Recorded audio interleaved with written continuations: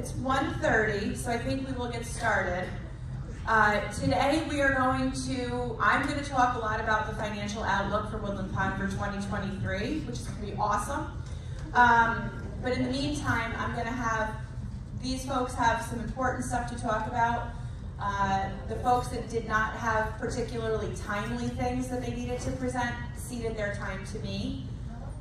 Does everyone in the room know the evacuation procedure? Yes. Raise your hand if you do. Everyone, great. I think we'll start with Sarah and then go down the line. Okay?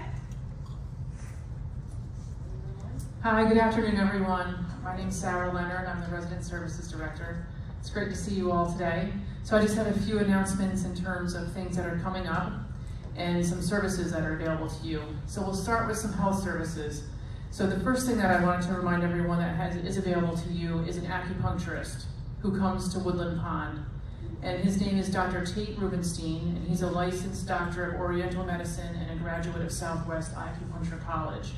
So again, he does come to Woodland Pond, and if you'd like more information on what he has available, his services and his fees, you're welcome to come and see me, Mary Jo, or Angel, and then we can direct you from there. So that's one of the health services we have available to you. The next is Dr. K, who recently did a presentation here for you to give you more information on his services. So he is a physiatrist, and he specializes in physical medicine and rehabilitation. And he has hours here just about every Friday, so you can see him in an office here in the health center. So for more information about him, you can also see me, and I have the intake forms and the paperwork that would need to be filled out in order for you to schedule an appointment for him. And I also have brochures all about him in my office. So feel free to see me if you want more information on him. And we also have a licensed massage therapist who will come and see you in your apartment to give you massages in your apartment or cottage. And you can also feel free to see me or Mary Jo or Angel to get more information about her. So these are just some really convenient, great services that we have available to you. And next, we had a very successful booster clinic. However, the aspect of it that was not successful is that we ran out of both Pfizer and Moderna. So there were some people who were on the list to get the booster and were not able to. So I'd like to get some more boosters and give this one more round. So what I need everyone to do is, if you'd like to get a booster, I need you to sign up at the concierge desk as soon as possible and let the concierge know if you have a preference for either the Pfizer or the Moderna. You can mix and match them, but some people still prefer to keep the consistency. So feel free to just let the concierge know which one you prefer. And then once I see the numbers, then I can arrange to have the vaccine ordered and get it here, and then we can have one more round. Next, in terms of events that are coming up, tonight and tomorrow night at 7 p.m. here in the PAC, Dorothy Jessup and the Political Affairs Committee has arranged to have a Meet the Local Candidates event.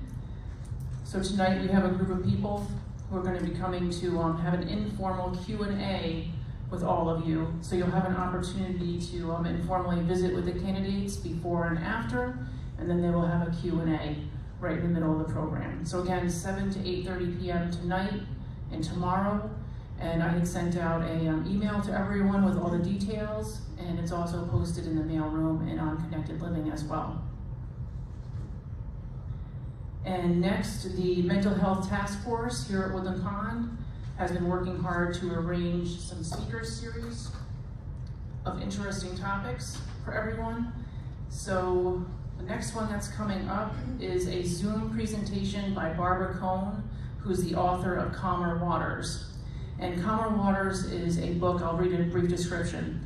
After spending a decade caring for her husband, who died from younger onset Alzheimer's disease, Barbara Cohn offers a spiritual and holistic guide to help caregivers feel happier and healthier, have more energy and time for themselves, sleep better, feel more relaxed and confident, and experience inner peace despite the obstacles they face. So this is going to be a really great program. It's going to be here at 2 o'clock on October 25th. That's this coming Tuesday. And this is via Zoom that will have the author available for this program. So please see your newsletter for more information about that. We're excited today as we are going to distribute the Zoom link as well. Okay. So the Zoom link for Barbercone for this program is going to be distributed to everyone. So if you just don't want to come down to the PAC, you'd rather see it in your home, then you can access the Zoom link at home as well. Her books are available at the concierge to be borrowed. Yes, and her book, The Calmer Waters, is up at the concierge to be borrowed. You can go up there and sign it out. Thanks, Betsy. And next, on Monday, October 25th at 7 p.m., please come to the PAC to enjoy some chamber music. It will be featuring piano, flute, and cello. It's Marsha Gates, Jill Sohol, and Susan Seligman, and Ruth Ann Schempf. And they've been here before, and just really, really beautiful music. They're just fine musicians. So come on down on Monday at 7 p.m. to enjoy that. I think that is all for me. Any questions? There is a resident associations meeting tomorrow at 3 p.m. here in the PAC. This is a really important meeting, and Christy Battistoni, our Director of Finance, is going to be reviewing finances with everyone. Okay, any questions for me? Wonderful. Tom.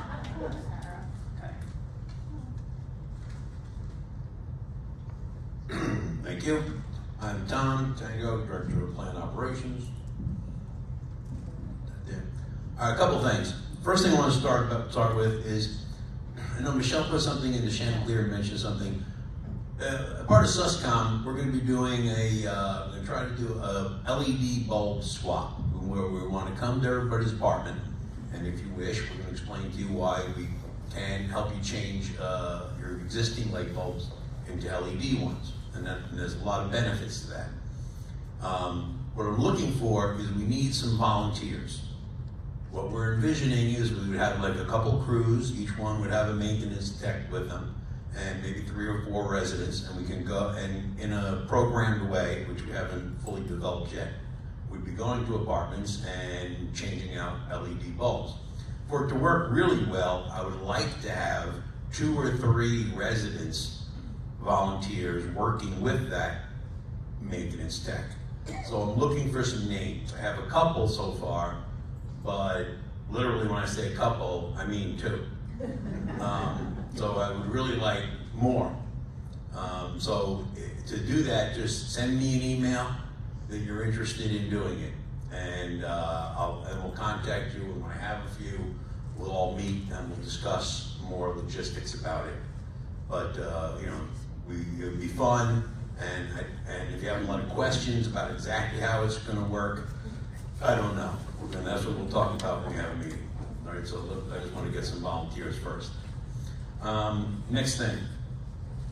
Yesterday, we had a really good lockdown drill, a lockdown due to threat drill. I don't want to use the word active shooter because I don't want the drills to be focused only on that. So we had a lockdown drill with New Paltz Police Department. And Chief Lucchese from New Paltz Police Department came last week to talk a bit to you about what to do in such a situation.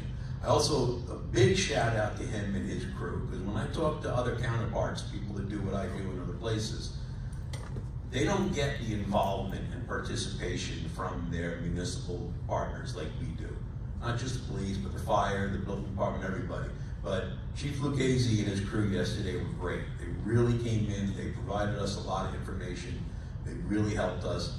And when they left, you know, we went into the classroom, we sat down, we talked about what went well, what could be done better, and we came up with a few items that we're really going to work on for next time. Some of you remember we did this a few years ago, and we had some things from that event that we worked on, and we made it a lot better for the one that just happened. We have a better way of notifying you, a lot quicker. The telephones all work more better as speakerphones, the office ones. We have some other things that came out yesterday from that meeting. So the next time we do it, it'll be even better. Also, the next time we do it, we might not be so free with information. We might not plan it so well. We might not let you know exactly what's going to happen. But I just wanted to say thank you for everybody that did put up with that and that did help. And overall, participation, or what we saw, was great. When there was a need for a lockdown, people sheltered in place. They stayed where they were. If that was their apartment, great. If that was, in a library, great. If that was in a game room, great. And then we looked for the threat, which was Rob. And we found him. But he was going around and also pointing out to people that he saw in the hallway, like, hey, you shouldn't be here because, I could be a threat. Thanks, Rob. He did something yesterday. The other thing I just want to mention briefly also is, you'll notice out back, we've started building the new cottages. There's two that we're starting.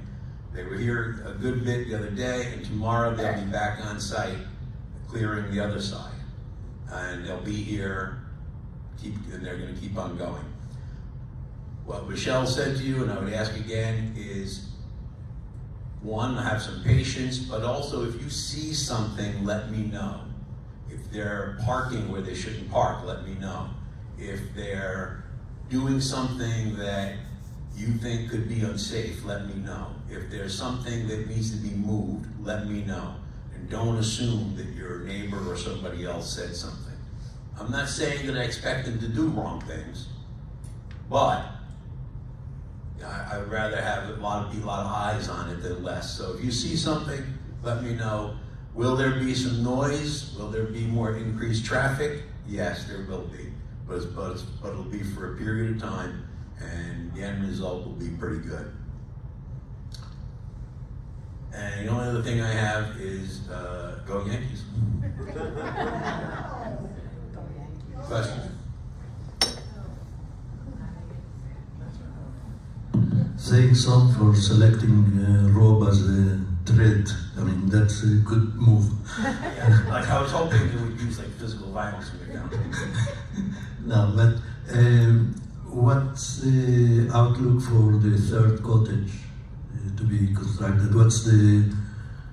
I wouldn't want to stand here and say one way or another, but I think it looks good. I don't have a time frame for when that could happen, but I do believe that it will be happening. But that's anything else right now would be pure conjecture. But we're doing things. We're working with the planning board, doing what we need to do to continue the process. Right.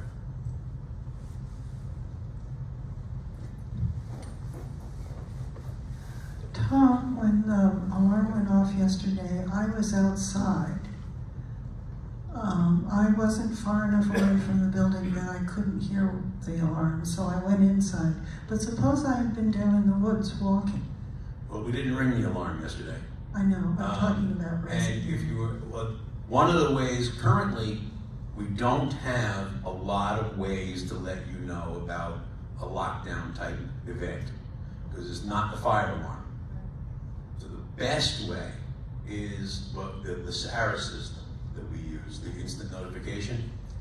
For that to work, the best way is for you to have your cell phone with you, and for us to have your cell phone numbers. I know we keep saying it a lot, but like Jason can attest to, a lot of people change numbers and don't tell us. Or just like people who get a new car and don't tell us, and then we don't know whose car that is. So the same thing, if you get a cell phone, if you get a new cell phone, let concierge know. Because how you would know it yesterday, you would have your cell phone with you, you would see the text message, you would see the email, and you'd get the phone call. So that really is the best way. There are some other methods and things that we're looking into, but all of them are not as effective as just getting the text message. Or to your landline. Or to your landline, right. Tom, two questions regarding the LED swap. Right. The first question is, for those of us who do not have dimmers, is installing a dimmer part of that process? It would not be part of when we would come with a team to your apartment to do it. No, because that would involve some more work. But it's something we could do, no problem, on a work order some other time, yes. And the second question related to that, does this swap include the bulbs that are in the ceiling fans? Yes, the bulbs that are in the ceiling fans? Yes. Yes, yeah, right. Where if it's a bulb, we'll swap it.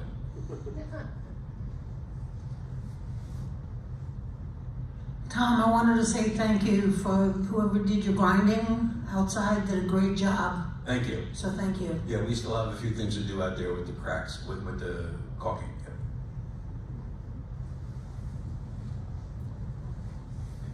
Two things. One, if you're out of the building and there's a lockdown, and you know it, don't come back into the building. Correct. You know, just go further away from the building. Right. And the other thing is, it seems to me that like we were in the card room, being a lockdown and being in the card room is very little difference than being in the hall. Right, but the focus is when there's a lockdown, the idea right away is for you to stay where you are. So in other words, if Rob was the threat and he was walking around, and if you had been exiting the card room, let's say there's 6 of you in there, 8 of you, and you all exit the card room, what if then the threat saw you? In other words, might see you in the card room too, but until we know where the threat is, and we need everybody to stay in place. Then, once the police arrive and we identify where the threat is and we know what the issue is, same thing as with a fire. If it's a fire, I need everybody to stay where it is, stay where you are. And you'd stay in the card room, but if the fire is in apartment 820, then you don't need to stay there. But until we know where it is, we need everybody to stay where they are, for, so you're not in the area that there's a problem, but also if you're in the hallway, that's where the police and the fire are running in. And so the last thing they want is to be coming into a hallway filled with people trying to go somewhere. So that's the best idea. What's that? Did they run in yesterday? No. Well, they didn't run in yesterday because it was a drill and they walked in. But if there was a real issue, I would believe they wouldn't take their time, no. In terms of the reality of an active shooter and the participation of Chief Lucchese, I just want people to know that throughout the Jewish holidays, there was a police presence at the synagogue. A uniformed policeman was at the synagogue all 3 days. And I think everyone very much appreciated it. Jason, this will be the last question for Tom, because we got to get moving on the agenda. Make it a good one.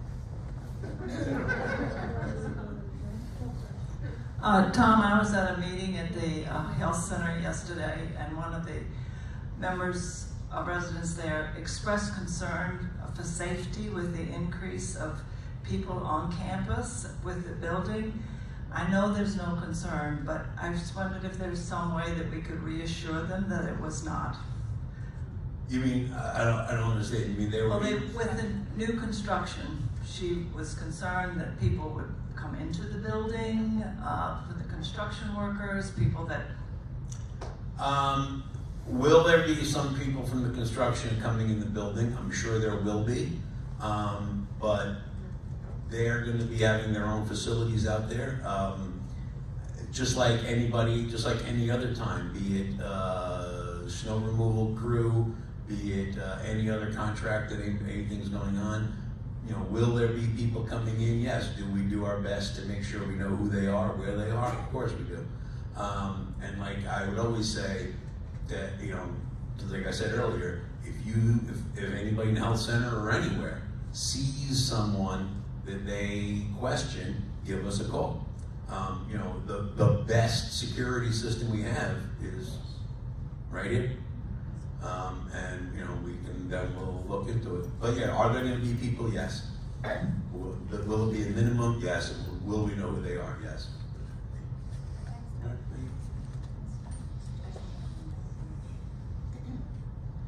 I just want to add two things related to the active shooter drill. First of all, Tom, thank you very much for orchestrating that. It went really, really well. To your point, Lionel, there's going to be an extent to which when a situation like this, or if a situation like this actually happens, there's an automatic instinct to run and hide, and you will do that if it happens. You know, if there's literally a threat, you might be in the card room, but you might go near the wall. Yesterday, we just wanted people to focus on staying out of the hallways and staying where you are. We are contemplating working with the county-wide law enforcement agencies to do a full-scale, campus-wide active threat lockdown drill with multiple agencies. More to your point, Betsy, about the running in. They're thinking about coordinating something like that, which would be fabulous for all of us. It would be good for us, it would be good training for them. But that's just a testament to the collaboration that we have with the local municipalities. It's really second to none, as Tom said. And as far as the question that you had, Margaret, the campus is open.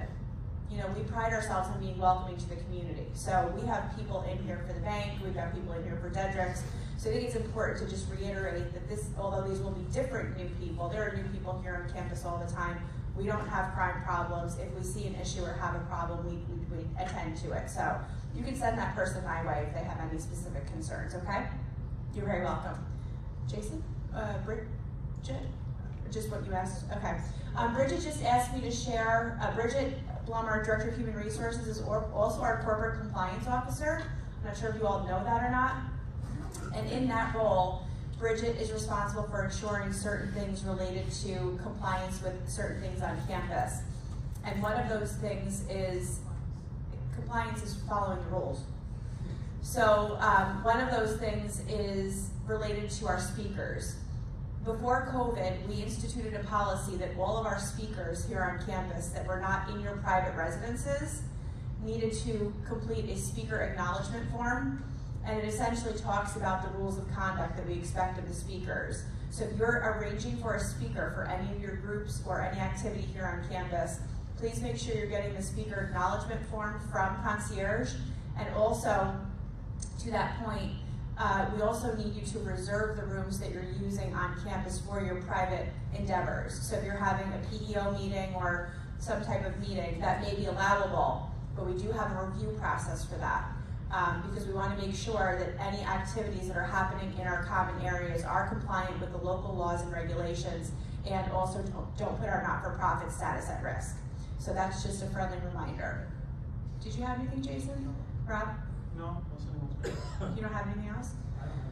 Okay, so you're welcome to stay or go. Michelle, before you move on. Go ahead, Dave has a question.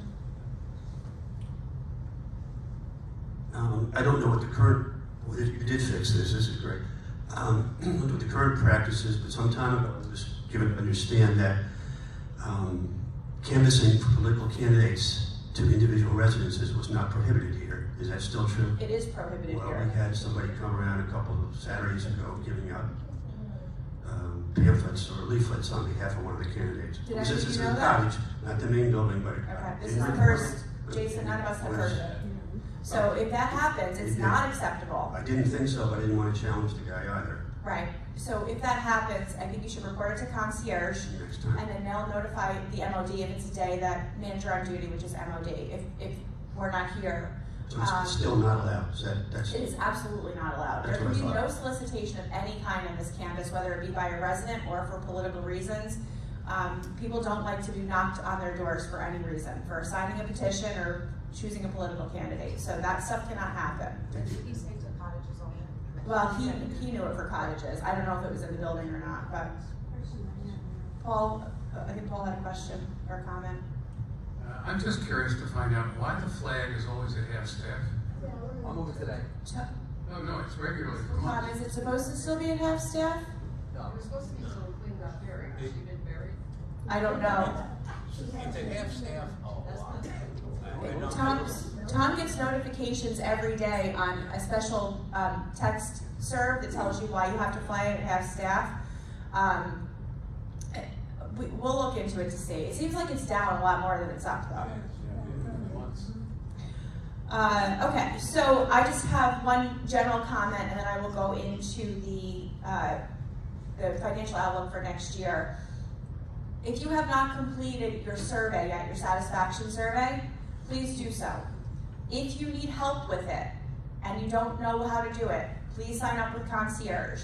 We have got numerous volunteers here on staff, on residents, that are wanting to help you, and we have the computers available in the library to help you. So we need to have you sign up. If you have any questions at all, you can either first ask Crystal, my assistant.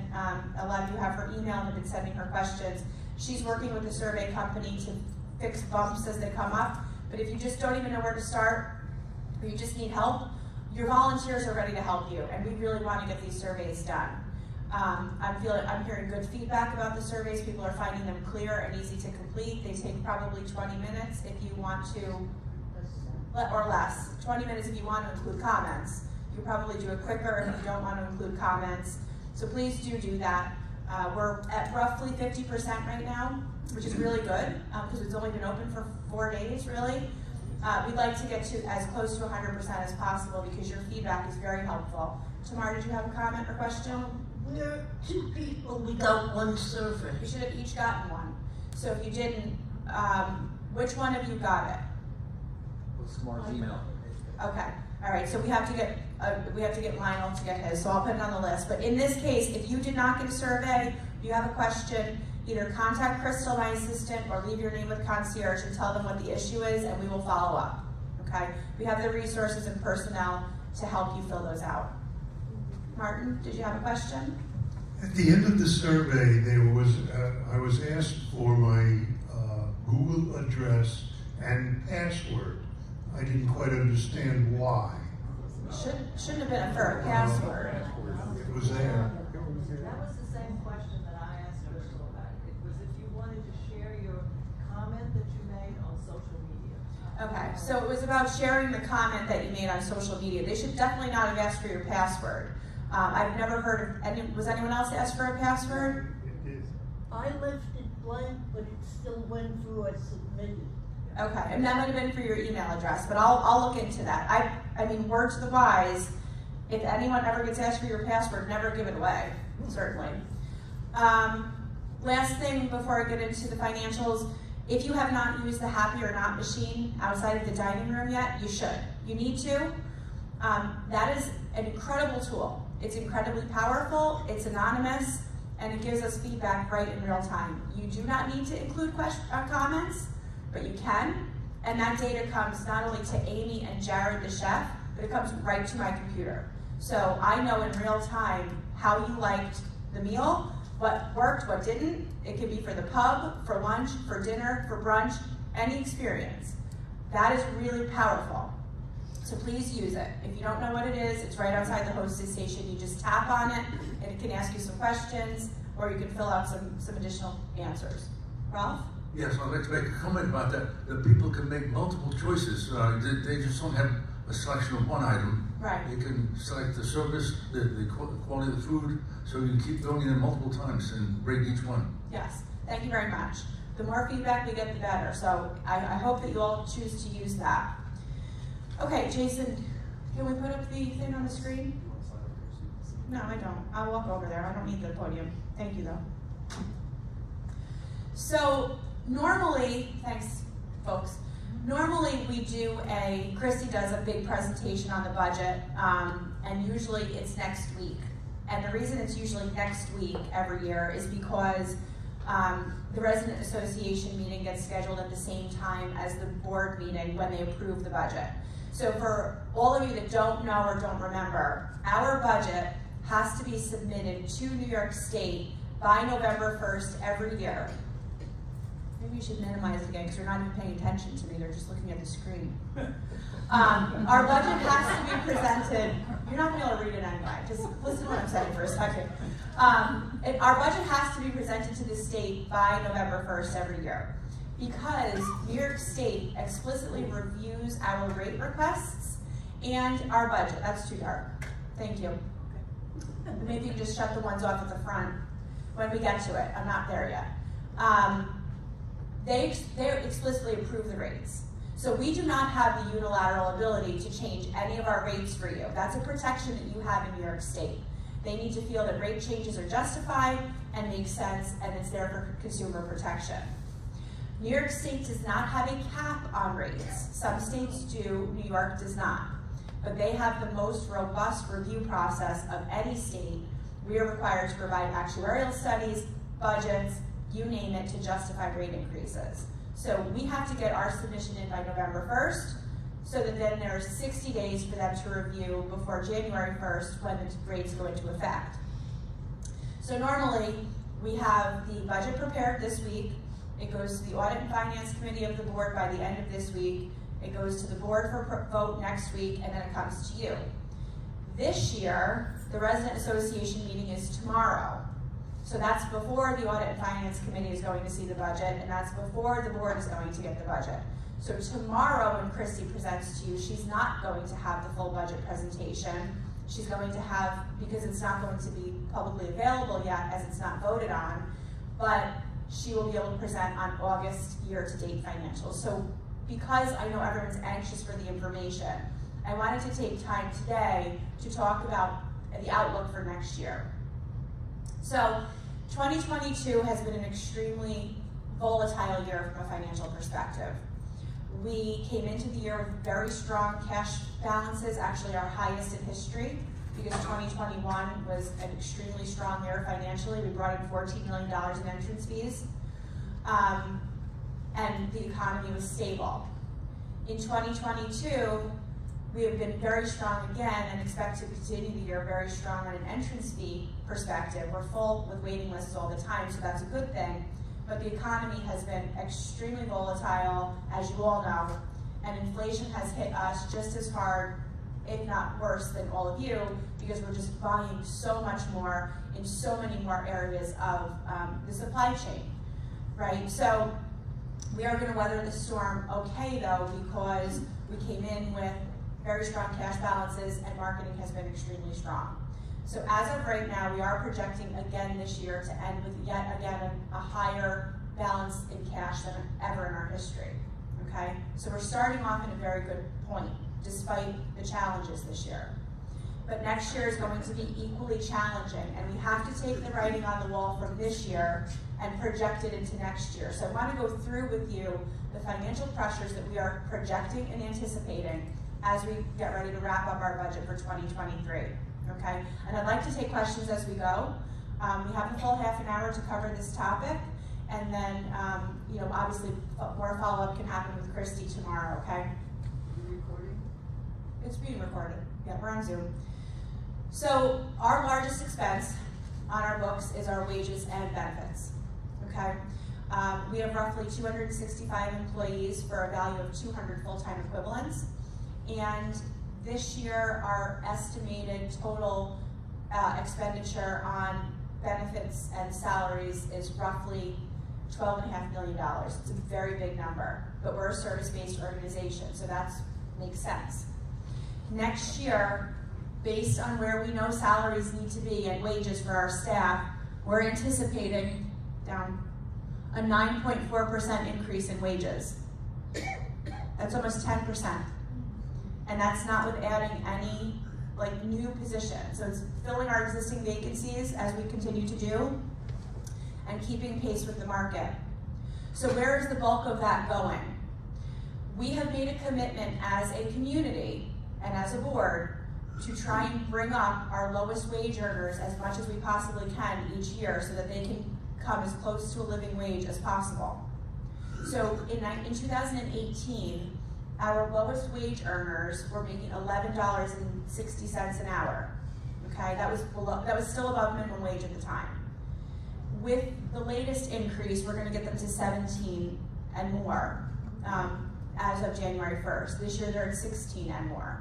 So percentage-wise, in just a few years, they've come up almost 50% and growing. So we're very proud of that, and we think it's very important to continue to do that.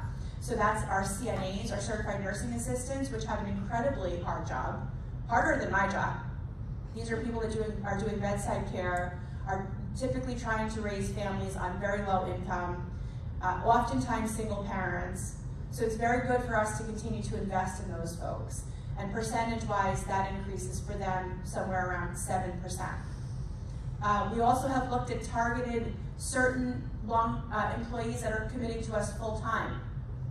So our lower wage earners that are committing to us in full-time positions are going to see a more significant bump next year than part-time people, because we're trying to reward and encourage people for being here and being committed to Woodland Pond. And again, we're giving the greatest increases to our lowest wage earners.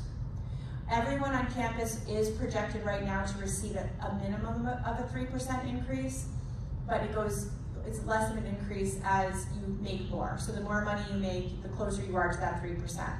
And that's typical with the market. It is below inflation. So even with at least a 3% increase, our staff costs of living that they're actually incurring is higher than 3%. But this is what we can afford comfortably. And again, we're looking to enrich the folks at the lower, the lowest earners the most. So they will see a much greater increase percentage-wise, which they certainly appreciate. Our medical benefits is part of that cost. We get a quote from the provider, which is CDPHP. The quote for next year initially was going to be 11%, but when it finally came in, was approved by New York State, it came in at 8.8. So that's a very significant increase. But we are required to offer those medical benefits, and we have roughly 90 of our employees are enrolled in those benefits. So the expected cost of the combined wages, increases, and the benefits is $1.1 million year over year. Okay, so that's very substantial. Do you have a question, Paul? Yes. Did you say only 90 people are covered by medical benefits? So 90 people are enrolled. So Paul's question was, did you say only 90 are covered? No, so our policy covers is available to anyone that's a 0.8 or higher. So certain part-timers and full-timers. We have roughly 180 of those eligible, 90-ish are enrolled. So the balance either get coverage through their spouse or maybe through an exchange, and then others, access insurance either through their parents, because we have a lot of folks that are under 26, they can still go on their parents' plan. So we've got quite a mix. So the bulk of our the people that we insure are families, more established folks where maybe the person that works for us has access to the benefits. But I wanted to share with you that the estimated cost of the increases there is $1.1 million year over year, okay? The next, and percentage-wise, this is shocking. Our utilities next year, these are quoted prices, will be going up 90% on electric and 72% on gas, and that is without any changes in use. So you are going to start to hear a lot from the Sustainability Committee about reducing consumption. We are going to have to conserve to get ahead of this. It's the right thing to do for Mother Earth, but it's also the right thing to do financially. Just to give you some specifics, the combined expected increase is $445,000. And that's with us using the exact same amount of utilities as we're using now, okay? Incidentally, the new cottages will run much more efficiently than the existing building because they're being designed to meet the New York State stretch code. So they are being built without fossil fuels. They are being constructed with extremely tight envelopes in terms of their building. So for those that will ask that question, our existing campus is much more porous. It's older. It was built to a different building code, so it's going to become incumbent on us to start to really look at reduction of resources. We lock in our rates for gas and electric by November 1st every year. We typically do, Tom's gone, we usually do a year. This time we did 2 because the indicators are that these are just going to continue to rise. There's such political unrest. We still have a couple more years till presidential election, so all of the advisors that we have used for many, many years and have done very good for us, very well for us, are advising us, they advise us to lock in for 2 years on these rates. Our gas price right now is, this is per unit, I'm not going to pretend to know which unit it is, but right now is 0.46. It's going to 0.79. Okay, that's a 72% increase. Electric right now is 0.06 cents per kilowatt hour. So gas right now is 0.06 per kilowatt hour. It's going up to 0.1145. That's a 90% increase. And that's just on the base rates. So this, right now, if we just take our existing data and we know what we're projecting for this year, we add those factors, that adds $445,000 next year. Rob, I think Helena has a question. 2 sessions ago, you mentioned solar panels in the mix. How does that affect our utility rates, and when does it go over? Okay, so 2 weeks ago, Halima's question was related to solar, the use of solar opportunities. So 2 weeks ago, we signed a contract assigning ourselves to a solar farm, which means that now 100% of the energy that we're creating from electric is offset by solar. So we're on a solar farm in Coxsackie. That solar farm is not generating power for Woodland Pond, but we are able to say if we use 2 million kilowatt hours a year, we've now reserved 2 million kilowatt hours of solar, and that's ours, and we can say we're 100% solar offset. For doing that, we receive a nominal credit from Central Hudson, which is roughly 6%. And we will start seeing that, but that's not generating solar. 6% of your cost?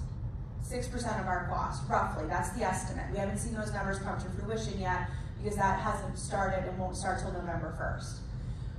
We have re-engaged with various solar providers, both from a commercial perspective and residential perspective, to identify opportunities for solar on this campus. The recommendations continue to be that the cost of installing solar is not nearly on this campus is not nearly justifiable for the benefit that we would receive. We have to do some more work on the roofs of the building itself and find out if there are better opportunities. But for right now, I have a quote in my office for solar panels on the cottages, and even with NYSERDA grants and other all available grant money that's available, we're still looking at over a $200,000 investment. And it's just, the cost of solar is astronomical. I can tell you, I did it on my own house. So we are going to have serious conversations as a community about how dedicated are we to committing to sustainability, knowing that the costs have to be borne by someone, and aesthetically, what are our limits? Because even in those cottages right now, only 11 of the duplexes can take the panels, and they can only take them on the front. Because the solar companies come in and they do a sun analysis and they say it doesn't pay to come back. So this is all stuff that if you're interested in, you should be attending the sustainability committee meetings, because sustainability is going to become even more of a prevalent issue than it is right now. And this is just one example of how we can actually see it and how it's going to hit our pockets. The next is based on the next page, Jason. Consumable supplies. So this is the things that we purchase, from various vendors. I think you all realize at this point we're stable. We've had the same sort of model of business for a number of years with minor variations. But we're full with waiting lists. We have all of our employees hired. We're doing the same things in general. So we are very predictable in terms of what we need to buy. We know what we need to buy for skilled nursing. We know what we need to buy for the dining room with minor modifications. But all of our advisors have indicated that we should be using at least a 7% inflation rate for next year on consumable supplies. We landed at 7.7. And the cost of that is an expected increase of $302,000 for next year based on the same level of consumption. Again, all of these things we can find potential savings on if we're willing to reduce consumption on certain things, modify what we're doing, but all of those things come with choices. So we may start to see things like that. A couple of other things, we have a pilot payment, which is a payment in lieu of taxes. So we do not have income tax or property tax, et cetera, per se, because we're not for profit. Just 1 second, Bill. And then our pilot was a 20-year pilot when we negotiated it years ago. It goes up $50,000 per year. So that's a scheduled increase that we always have to anticipate. So that's that. And then our insurance premiums, we've got, beyond our medical, we have all of the typical insurances that you should have. We've got professional and general liability. We've got directors and officers, we've got vehicle insurance, we've got property insurance, workers' comp insurance, and we have the quotes for next year, and those will go up $50,000. Mr. Woltz, let's answer your question before I have the drum roll and see where we're going with this. Yeah, I'm wondering what can we expect those of us who are still here when that pilot agreement expires, what can we expect? We have no idea. We're about halfway through it right now, maybe slightly more so than that. This is something that we're going to start to explore pretty aggressively as we go through the next couple of years. We technically did not have to agree to do a pilot, but we did so because that was one of the ways that we knew it would be easier to get the approvals on the project. We don't even know at this point if it's saving us money or hurting us in terms of a tax assessment. And there are firms that will do that full analysis for you. But New Paltz in general at this time is not entirely favorable to pilots. So I don't know. That'll be a bridge we have to cross, in maybe 5 or so years. Yeah, I'm going to digress from this subject. I have a question about the funds that are raised by the Rove Committee. How are they distributed? I'll answer that at the end. We'll hold that question. So in the categories that I just described to you, our expenses are projected to go up $1.965 million next year. Okay, and all of these things are things that are generally outside of our control. Yes, we could choose to not give the salary and wage increases, but that has the very strong possibility of us lagging the market and losing staff. We have to have staff here to take care of you. We see that as a non-starter, and we see trying to approach a living wage as being absolutely critical for our staff. So yes, it's optional, but we feel from an ethical perspective, it has to be done. So it gets us to $1.965 million, okay? We are going to be, assuming the board approves it, providing a 5% monthly service fee increase for next year for you. The average across the country right now is 8. Many communities are going above 10, some are going above 20. With that 5% increase, it will generate $565,000 additional dollars for us. So we know our expenses are going to go up $1.9 million. The monthly service fee increase at 5 is going to bring in $565,000. So we're still going to be short $1.4 million. We could discuss pushing more of that onto you, but we are also sensitive to the fact that you have budgets and you, like our accounts, are getting decimated by the stock market. We're sensitive to all of that. So yes, New York State would allow us to go as high as we needed to cover that whole hole, because all we have to do is justify that it's justifiable. And all of these costs are reasonable, they're negotiated, they're easily vetted. We could, under New York State, if they approved it, go as high as what it would take to fill up that bucket, but we have decided that that's not what we're going to do. So while 5% is certainly our historical high, it's still protecting you in many ways from the effects of inflation that you would be feeling if you were not at Woodland Pond. We do not expect this to be a trend, but we do not know what next year is going to look like. But we need to be fair and explain to you where this comes from.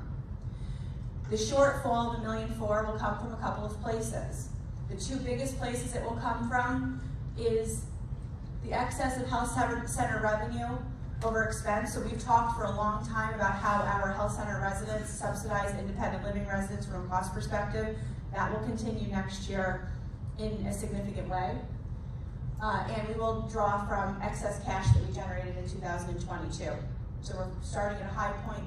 We will still be meeting our covenants. We're budgeting to meet our covenants, all the statutory requirements, but we will be dipping into cash for next year. We have no choice. I also want to point out that in our projections, and this is outside of these numbers, we always project capital, okay? This year we're going to have spent roughly $1 million-ish, and this is exclusive of the cottage construction projects. That's a totally separate budget. So this is just operational. Right now, based on what we know from an HVAC perspective, we're anticipating $1 million next year needing to be spent on heating and ventilation. We have 3 areas of the campus right now that are under engineering review to have their rooftop units replaced. That's the north wing, the central wing, and the south wing. The south wing and the north wing alone are individually going to cost $220,000 to replace the units that are there because of the way that the building was constructed. And we had the engineers look at alternative split systems, alternatives, and we are extremely hamstrung in the designs.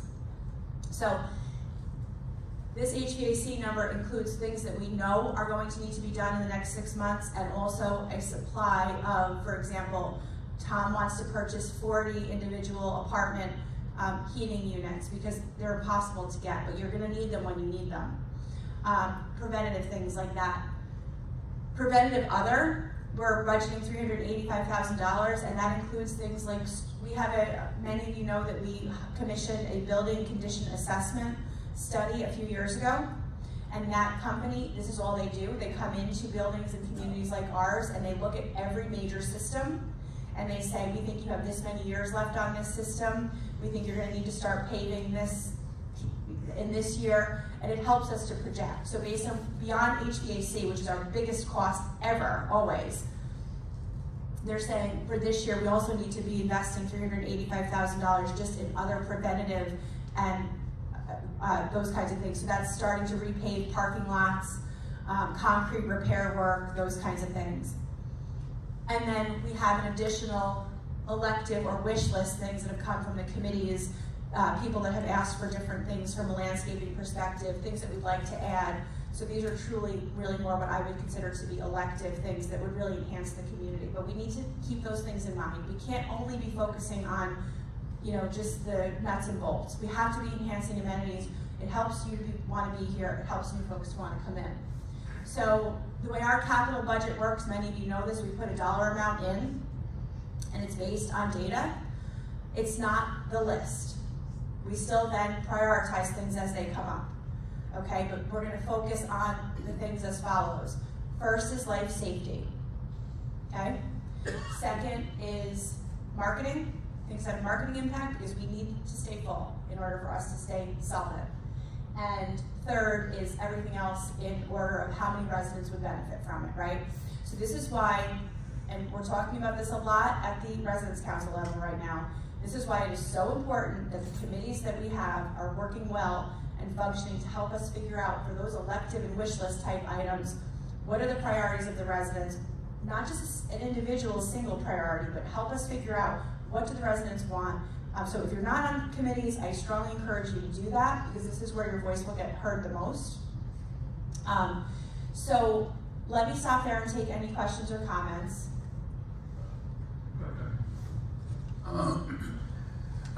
Michelle, I have two questions, one for you and one for the dining service, if I may. Your question, most of us are here for the long run. My question is about the nursing care, nursing segment. And the question is, what is your staff-patients ratio? This is the best way of evaluating quality care. And and the second one relates to, are these employees receiving the minimum wage? I mean the hands-on employees, not the administrative staff. So I'll answer both of those questions. So in the last legislative session of 2021, the New York State legislature adopted a groundbreaking new law in New York that's called Safe Staffing Minimums. And this is imposed strictly on nursing homes. We applied it to nursing home and assisted living, but it does not apply to hospitals, it does not apply to others, but we applied it in both. The first quarter of this year was the first time that was measured, and it was measured from payroll records. We could not manipulate them.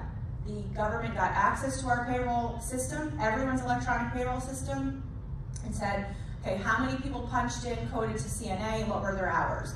How many people punched in and coded to LPN, and what were their hours, and so forth. That data came out in August.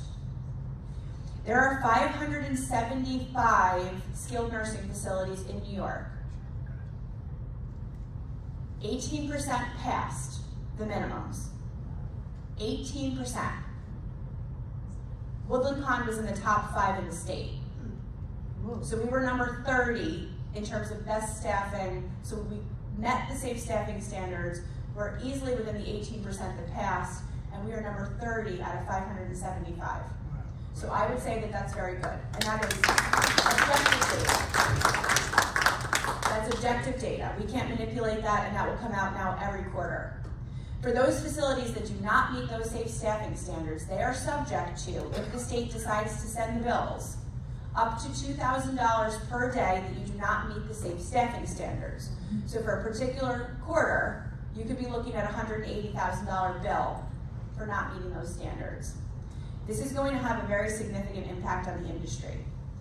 In terms of minimum wage, our staff is indeed meeting and exceeding minimum wage, and I believe that's incumbent as to why we have such excellent staffing ratios compared to our peers. Does that answer your question, Dr. Estwick? Yeah. But what is the ratio? It's different on each unit. I can provide that. I think it's 4.2, the minimum required is 4.2 clinical hours per resident per day, and we're exceeding that. So it's different for a CNA, LPN, and RN. I don't have the numbers right here on my hand, but I have them at my desk. Okay, I think Alima has a question, and Yakov. Thank you. Are you the threat? I am. Always. I'm sitting here wishing that 5 more movies were shot here to get us out of the hole. Right. But thank you. Yay! Bring the movies back. But what I'm wondering, you've talked about the long-term plan that we can't stay the way we are. We have to upgrade and refurbish. Where is the money going to come from, given the budget you've just presented?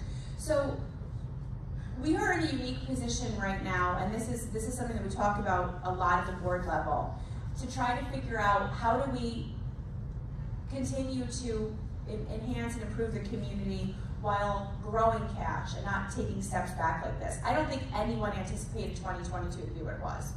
I just don't think anyone expected the inflation. I don't think anyone expected the stock market to do what it's doing. I think everyone was hoping that by the end of this year, 23 would look better, but 23 looks extremely volatile as well. We are strategically working on probably the primary way of us growing cash. And this is, we're unique in New York State for doing this. We have de-emphasized the use of 90% refundable contracts. We stopped selling them this year. We have emphasized the sale of traditionally refundable and 50% refundable contracts to new residents. And what that means is that long-term, our biggest cash draw beyond salaries, of course, is paying refunds. We pay around $5 million a year in refunds. To the extent that we can continue to reduce 90% refundable and 75% refundable contracts, that means that for all of those contracts incrementally, we are keeping those dollars. Marketing has done an incredible job. I was asked to present at the National Conference at the Greenbrier on our success with this program. And I'd like to, at some point, actually show you the presentation, because I've got graphical representations in there of, in 2017, when we adopted this strategy, we were 85% reliant on 90% refundable contracts. Now, between 90% and 75%, we're down to 15%. So basically, we're selling the contracts now that are going to allow us to keep the refunds as long as the resident is here for 4 years. And strategically, that is going to grow our cash in spades once the original round of the 90% are out. We are also looking at expansion opportunities off-site to determine if we can continue to marry our waiting lists to the available capacity that we have. That is the #1 way that most communities generate cash to refurbish the existing campuses, but we're continuing to explore that. We don't want to have to rely on that solely, which is why we're looking at the actual operational cash flow and the contract sales, because if we can do this internally without an expansion, that would be the ideal, but we're exploring both options. And certainly any of the members of our board that are accessible to you can ask those questions of as well. I think Deborah has Yakov? Yeah, a very brief one. I mean, we talked about sustainability, reducing consumption and so on. Just to get a picture, I mean, it's not, obviously we don't have those numbers, but for instance, an initiative like changing light bulbs, to LEDs, what kind of range would that compare to, probably the preventive cost? I mean, we are quoting here, or, other supply things. I mean, just to give a sense, so people say, is it even worth it, bothering, or? You know, I can't speak to that. I'm not a sustainability expert. I can tell you, I can give you a comparative that I can tell you. So the lights here on campus are not our problem. So yes, it will make a difference, and we need to do it. That's not where our spend is, though, from an electricity perspective or a gas perspective. Our electricity and gas gets spent on your heating and cooling. That's the #1 issue. If everyone would just really layer up, that would truly be our biggest savings. If folks would come into a room and say, it's cold, but I can deal with it because I'm going to put my sweater on. The variations in heating and cooling in your private residences and in the community spaces is our #1 energy draw, hands down. It also does not help us that there are very poor building designs that we cannot overcome without spending millions of dollars related to water draw. So we don't have loop systems in the long cottage wings, the long independent living wings. So in order to get hot water, we have one hot water room. It should have never been designed this way. We've got one hot water room, which is roughly located underneath the hostess station, and that provides the hot water to the entire campus. So the first person on the 6th floor, south wing, that gets up to take a shower, they've got to pull hot water from that room. Now, we did invest in putting the health center on circulator pumps. We spent money a few years ago to do that, and then we invested another $60,000 to enhance that system this year for the health center because it's a much easier loop to accomplish. And we have gotten quotes to see what it would cost for independent living, but it's a payback issue. So it would cost us millions to do it. At some point, we may have no choice. But heating and cooling is our #1 use. So it is very attractive to know that you can walk into a room with a short sleeve shirt on all the time and be comfortable. But you should know that for all of us, that one comfortability factor is our biggest draw on between water, heating water, and then heating the air and cooling the air. Deborah? Yes, you alluded to expanding off campus, and you went by that so rapidly, I had no idea what you were talking about. Can you explain that? So we've talked about this before. We are exploring off-site expansion opportunities, and we are just kind of dabbling and trying to figure out, is there an opportunity for us to expand off campus? We're very much in the exploratory phase. We've been in the same phase for the last year because this is the #1 way the communities create enough extra cash to be able to refurbish their communities. We would love to be able to generate the cash internally to do it, but we are not going to assess residents to do so. So we have a very long waiting list with people that want to come in. So there's a mission-based component to expansion, but there's also a cash positive potentially component. But we're very, very early in these phases. We're just trying to assess if there are even opportunities for it. It's nothing like anywhere near where we are with the on-site expansion. That's already underway. But this is one of many initiatives that the board is looking at from a strategic perspective. And to your point, Deborah, all of these things are discussed in the board minutes, and all of those board minutes are publicly available to you.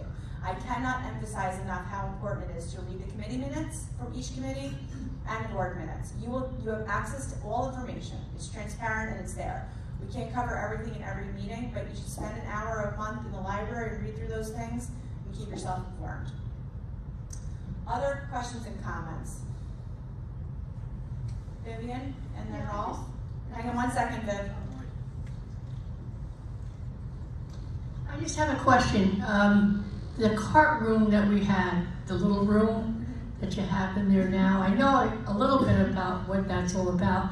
Maybe you could explain it to us, what that is? Sure. So one of the challenges that we have had with getting staff onboarded quickly has been the required New York State fingerprinting process. So all of our staff are subject to extensive background checks, fingerprinting, and drug screens. And that's because we are a New York State healthcare provider. In our area, there have been such a growth in these types of entities that need this process that the fingerprinting appointments were booking out 6 and 7 weeks. So, and we didn't have the availability or the licensure to do the fingerprinting on campus. So Bridget, in seeking ways to try to expedite getting staff in here quicker, contracted with a fingerprinting vendor, and we can now do those here on campus. So that's what that is. That's what that's for. So it's for fingerprinting of staff. You decorated it very beautifully. Yeah, well, it's not the most beautiful room, but I mean, you know, we can work on it. Believe it or not, there are people here that think that could have been made into an office. I think it's crazy. It's perfect for what it is doing right now with a little kiosk, but yes. Rolf? Yes, got a question about the heating and air conditioning. Has anybody looked into geothermal source of heat and air conditioning? Here at Woodland Pond? Yes. Not in any kind of significant way. What we have done is we have actually invested and partnered with NYSERDA twice now to have a firm called CNS Engineering out of the Capital Region perform a full engineering analysis of every single rooftop unit that we have and our individual apartment, cottage, and health center. They're called PTACs, they're like individual units, to identify if there's a more efficient option, if they would engineer them differently, and if when we need to replace them, we should replace them with something different, and we have that study. So we invested in that study so that we're not flying blind. And we rely on that study when we make these replacements. We also do not engineer anything ourselves. We take everything out to at least 3 bids. So we're trying to do everything that we can to make sure that what we're doing is appropriate and efficient. One of the challenges that you may be aware of, but what's contributing to this massive cost, is that the refrigerant that all of our units runs on has been discontinued. So, and that's for, I don't remember if it's R12 or whatever it is, R22, has been discontinued. So first of all, it's hard for us to get the refrigerant. You have to be specially licensed to be able to get it because now you're getting it aftermarket. But now as we replace all of the units, we have to move to different models that take this new refrigerant. And all of these things are astronomically expensive. Yeah. So Tom would be happy to talk to you and share any of those studies with you. We do invest a lot in studies and such because we know that we're using money that could be going for other things, but we think it's prudent to get these studies done and be able to justify our decisions when we're talking about $1 million in expenditures. I understand your concern. I'll talk to Tom. Thank you. Yes, he's got binders full of stuff, right, Rob? Yeah, there's a lot down there. Yeah. Keeps him busy in his office.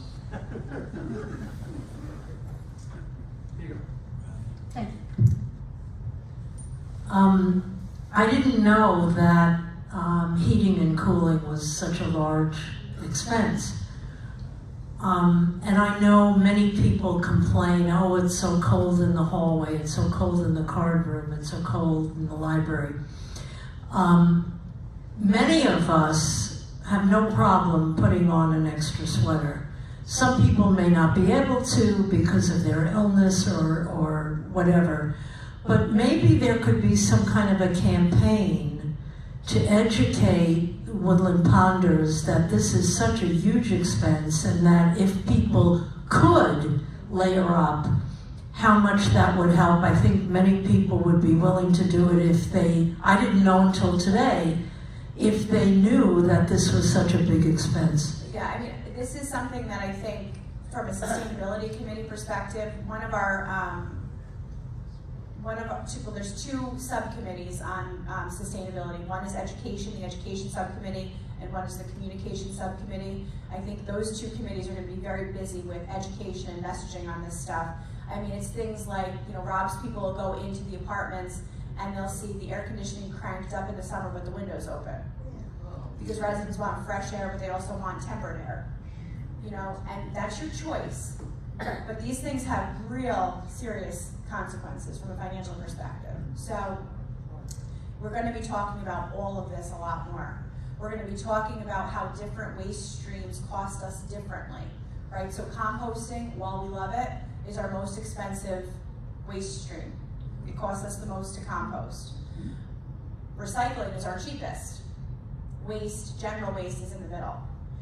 There is so much from a sustainability perspective that if we choose to actually take actions can impact costs and also have a positive impact on the environment. There's going to be a lot coming out of sustainability. Other questions and comments on this? Okay, so go ahead, Vivian. You don't need to.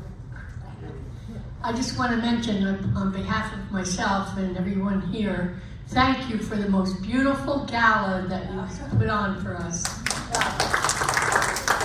And when is the next one?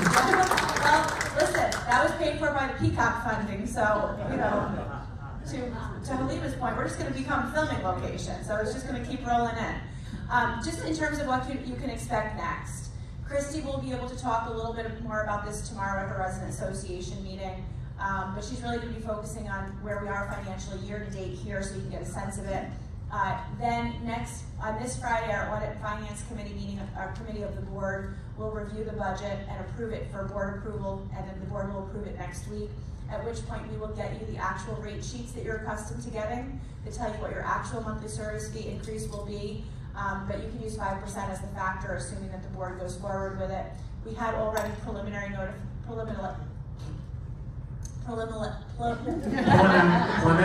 I can't even do it now. Apparently nobody can talk today, but we had advised the state a couple of weeks ago that we thought we were going to land on 5%.